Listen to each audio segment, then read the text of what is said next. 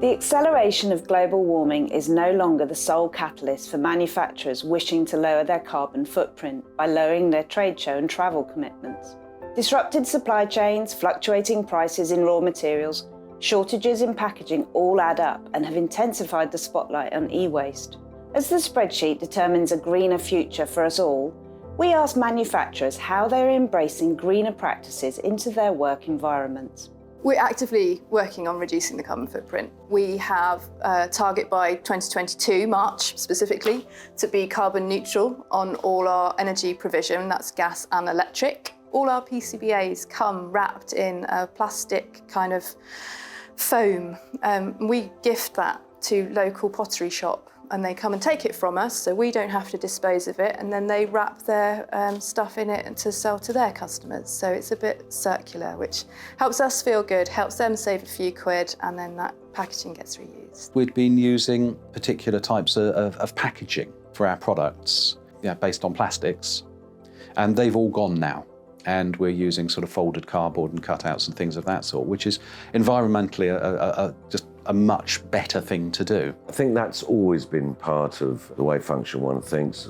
We've always used horns, which are a much better way of connecting a moving diaphragm to the atmosphere.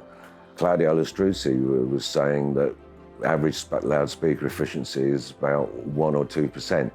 Actually, it can be a bit better than that, but you've only got to get that percentage up a bit and you've almost doubled it. You've halved your consumption. We do try in general to be sort of an environmentally friendly company. Admittedly, that is easier for us than it would be for a hardware company. But I think as well, taking a break from certain aspects of the business during the pandemic has given us maybe pause for thought. And we are thinking moving forward about how we can perhaps be a little bit more environmentally friendly.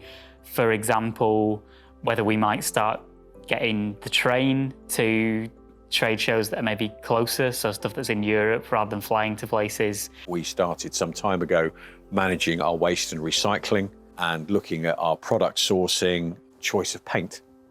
What are the chemicals that go into that paint? How does that affect people? And that's not only led by European or domestic legislation in France. You know, it's affected if you sell a product in California. You have to meet Californian environmental regulations. For a long time, a lot of the manufacturers have been affected by these international regulations. So we've all tightened up what we do generally, certainly at the high end of the market.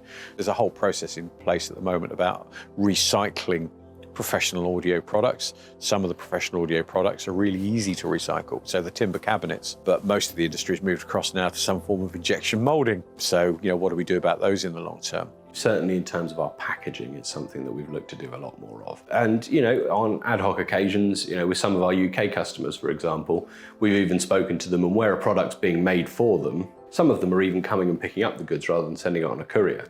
And in those situations, a lot of them will say, just don't put any packaging on it. Just save the packaging, just leave it off. Just put it in wrap it in a bit of a silver bag or something like that. And, we'll save all the cardboard, we'll save everything else, and we'll just not bother with that. So we've done that quite a bit lately, and that, it makes sense. What's the point in something being in a box so that it can move from Poole to, London or whatever, and then be taken out of the box and the box thrown away? It's complete waste, isn't it? For us, packaging's always been a thing. Unfortunately, the product we make is big and it's heavy, and the moment you ship it anywhere, there's a serious chance of getting damaged because of often the way freight can get from A to B. So you can't get around needing polythene foam or lots of cardboard or whatever else. The one thing we've changed recently is we're now actively encouraging customers to send the packaging back when they're done with it.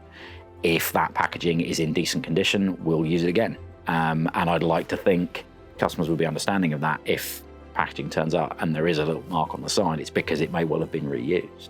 It's caused me to stop and think about our supply chain and where we're getting things from and how often we're moving things around, looking for more economical ways of shipping, not just in terms of finances, but in terms of its kind of climate impact as well. We'll avoid putting things on planes if we can possibly avoid it. We used to bring in some component parts from Asia. We've dropped that down now, and more of our components are being sourced locally if we can.